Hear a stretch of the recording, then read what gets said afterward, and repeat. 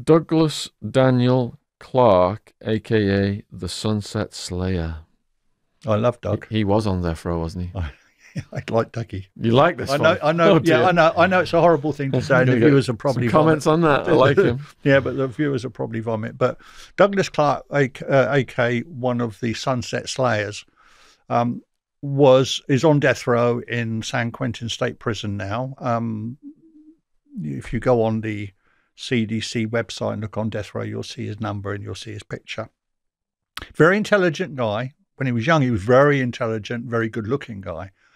Real lady killer in the romantic sense. In fact, he had so many girlfriends, he didn't know which bed he was going to sleep in each night, and he forgot where he lived. He was a charmer. He had a good, almost a British accent.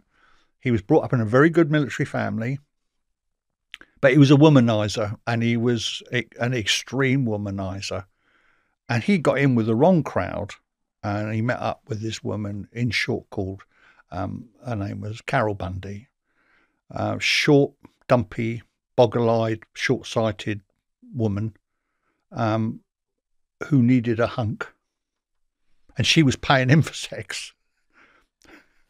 But she also had another boyfriend called John Jack Murray. Now, the Sunset Slayings, when you really get into the story and you really get to know the facts, was that it was Bundy and Jack Murray that did all of the killings.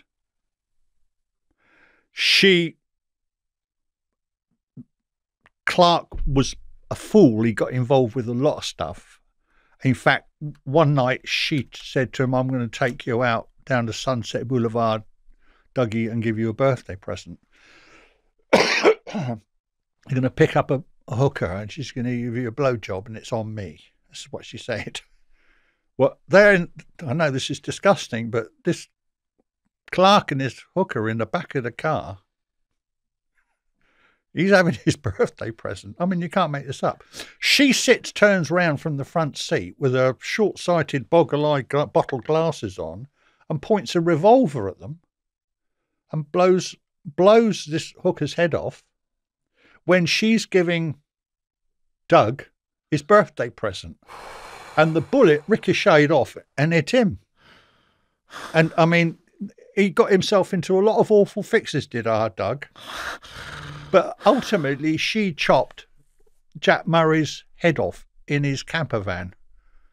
And then she rang Dougie up, who was with another girlfriend at the time, said, "Look, I've got a head. I've got to dispose of her head. Can you help me?" And they threw it in a trash can. But why did she do that? Because she wanted to implicate him.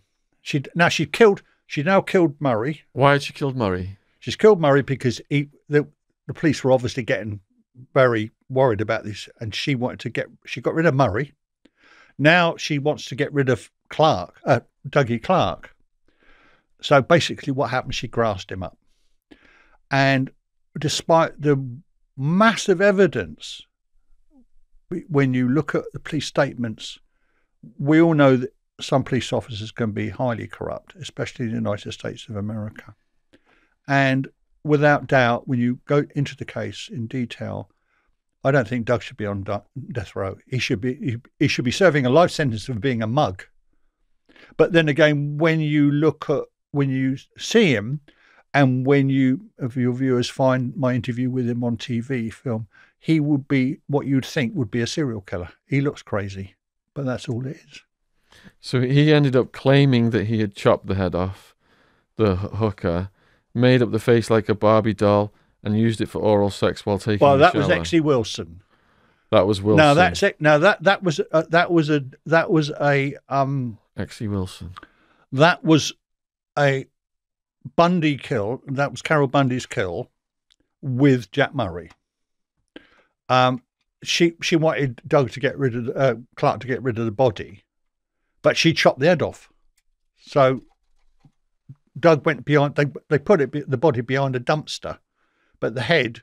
And then what happened was Clarke for some reason ended up with it in his freezer. Now the ins and outs of exactly how that happened, I don't know, but But what happened was, a few days later, a guy driving up an alleyway saw this like a treasure chest in his driveway. And when he opened it, thinking he was going to find some gold, he unwrapped this stuff and there was Zexy Wilson's head. Jesus. But when it was examined, forensically examined, it had been made up like a Barbie doll, and what appeared to be there was semen in the mouth. But again, it's all very nasty and complicated. But again, if you listen to what Doug's got to say, you know, you've got to say, well, there's some benefit of doubt here. I don't think he's that stupid. Ooh, and you have an Uncut TV interview with Clarke, which is online. It's online. Where can people find that? I'll put it in the description box. I think where it is actually, I think it's, if you go to Wikipedia and then go down to sources or something, I think you can find it there. You might have to look around for How long is it? It's a 60 minute, I think 50 minutes. I'd be interested in watching that. You'll actually see me come through the door because I was very nervous because he was ranting and raving. Yeah. But I was fiddling with myself as I came through the door. You see me rush in. Yeah. But it took me a long time to get him under control, to get him to shut up, and he just wanted to talk. Yeah. Were you tempted to go and interview Bundy? I did have an interaction with Bundy right towards the end of his life. You? But I was more interested in doing. I'm on about the female Bundy. Oh no, not Carol. No, Carol. Yeah. No. She died of natural causes. She's died of natural causes anyway. Yeah, no, I did not her. No. While we're on Ted, then, what was your interaction with Ted? Well, it was very brief. It was just before he was executed. Burn Bundy, burn. Burn Bundy, burn. Dr. Dobson was talking to him. I did make a TV documentary about Bundy. Started off in Tallahassee, not Tallahassee, up in Washington State, Lake Sammamish with my film crew. And we cut right across the country down to Tallahassee. I went to the Kiamiga house where he killed Margaret Bowman and the other girl. I interviewed some of the police officers. I interviewed the prosecutor. And I actually handled Bundy's dental casts. And this is the incriminating dental casts. The bite marks on, I think it's Lisa Bowman's buttocks or one of them. But I know this is like, you've got to get your teeth into this. You really have, because the thing was, the attorney got these casts out and he said, these are the original casts taken from Bundy's teeth, which match the bite marks on the buttocks. And he said, don't believe the stories going around about these dental casts. He said they weren't taken from him forcibly, as everybody says. He said, what we told him was, as you're so famous, and Bundy had a big ego, you've got to look nice for the cameras. So we want to look after your teeth, because that's most important. And this mug took it, and he just chomped down on this stuff.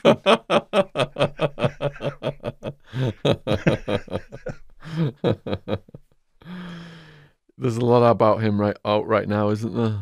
Bundy's doesn't stop. The way he charmed the judge really got me in that trial. Judge Cowart, yeah. Yeah. I mean, Judge Cowart made quite a controversial summing up. You know, he said to him, you're a smart guy, sort of thing. And, you know, you would have been good another time you come back. But I actually do believe what Judge Cowart says. I don't think it was out of order. He was a good judge. He was an honest judge. And what you have to remember, the viewers have to remember, Bundy could have done a plea bargain agreement. He could have saved his life. But he threw his lawyers out, you know, and he tried to defend himself. And he made so many mistakes.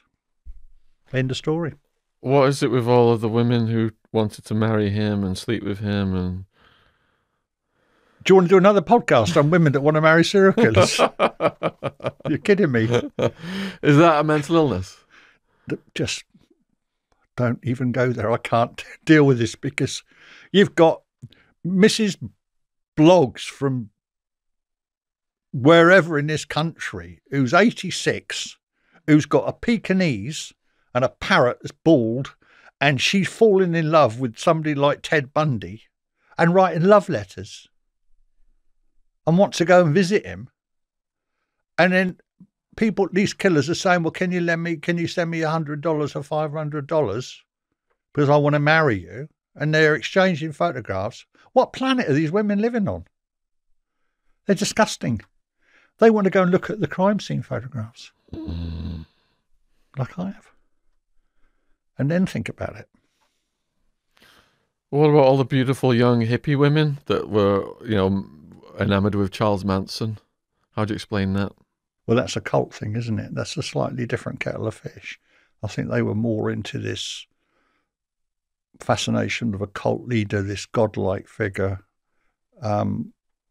A bit like today, you've still got these right-wingers that idolise Hitler for that political reasons or the ideology behind it. But I think with these women, with Manson, I think it was definitely a groupie thing.